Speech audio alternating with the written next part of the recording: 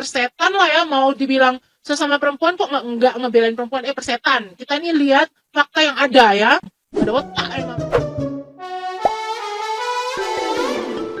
Di tengah memanasnya konflik dengan Ruben Onsu yang terus menjadi perhatian publik, Sarwendah kembali menghadapi gelombang kritik dan hujatan dari netizen yang terhormat. Sorotan terhadap dirinya semakin kuat setelah berbagai polemik mengenai nafkah anak dan hubungan pasca perceraian ramai diperbincangkan. Kondisi tersebut membuat banyak pihak penasaran dengan keadaan Sarwendah di balik tekanan yang terus berdatangan belakangan ini.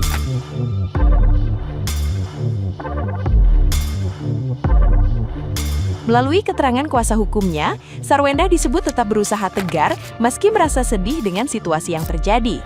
Ia memilih tidak larut dalam konflik dan memusatkan perhatian pada kesejahteraan anak-anaknya.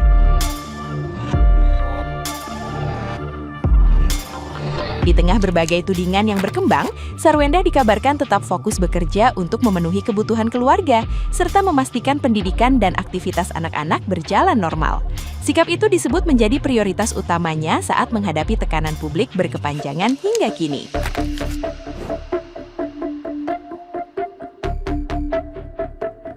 Nah, gimana nih menurut netizen yang terhormat? Silakan berkomentar ya. Oke, kita lanjut update terbaru. Ada kalimat ini, Sarwendah memang digaji lakinya atau mantan suami. Duit istri buat jajan aja setahu gue juga kagak ada tuh. Kalau laki nggak mau bayarin istri, mati aja deh. Ya pasti ini, kalimat ini keluar dari adiknya ya, yang sudah sangat viral sekali adiknya.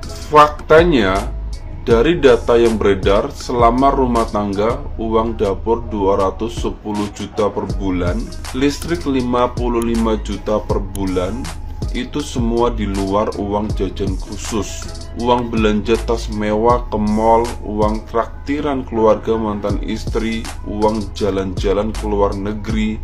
Yang numpang memang sering mikir nyari uang gampang, tapi yang menjadi donatur pontang-panting sampai jam tidurnya pun tak teratur.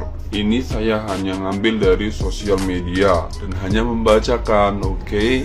Apa tanggapan kalian? Artis yang paling menjijikkan di tahun 2026 ini adalah mantan istri Ruben Onsu.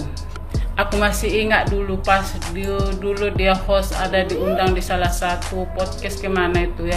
Dia tanya, nggak tahu siapa hostnya itu, pernah ditanya, dia ngomong gini, berapa sih uang nafkah dibagi Ruben Onsu untuk Sarwendah? Tahu kata Sarwendah, 3 digit. Itu aja kau nggak bersyukur. Bahkan ya Ruben Onsu, aturannya Ruben Onsu cuma bahagiakan kau sama anak-anaknya semasa kalian menikah. Ini kagak, semua dibahagiakan, bahkan keluarga besarmu, kakakmu, orang tuamu. Kemana kalian liburan, ikut semua orang itu. Tanpa Ruben Onsu, kau nggak terkenal Sarwendah. Coba dulu masa kau masih ceribel dulu, masa-masa butek-buteknya dulu. Kau di ceribel itu pun bukannya kau personal menetap, kau cuma pelengkap ceribel aja.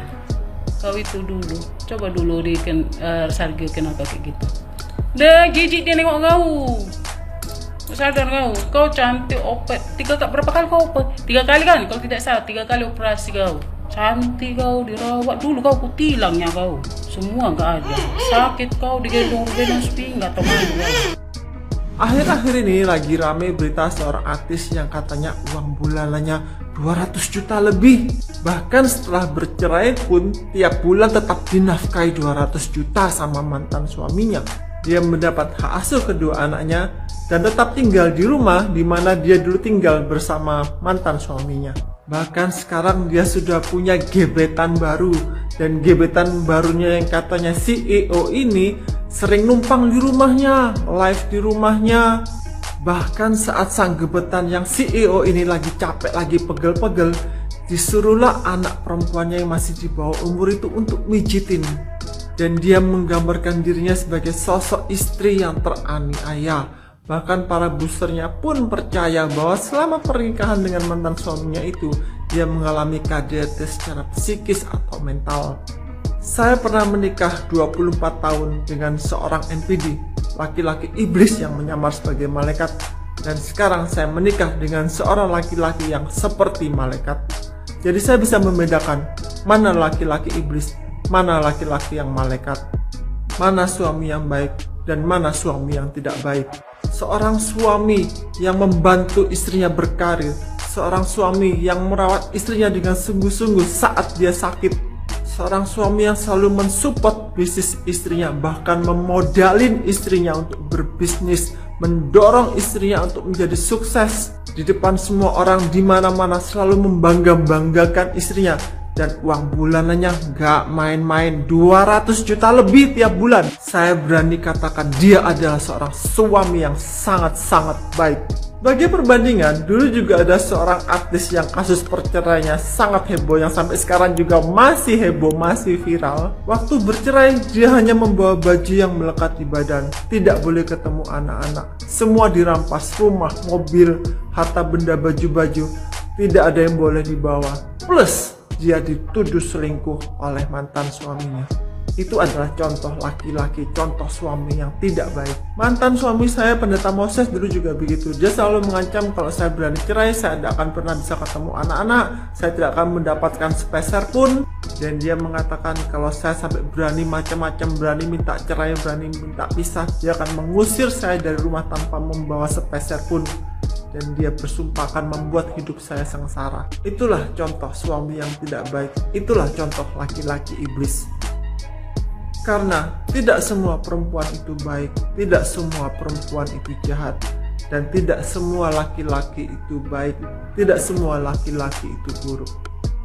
Hanya yang sudah pernah mengalami yang bisa paham, hanya yang sudah pernah mengalami yang bisa merasakan. Thank you. God bless you.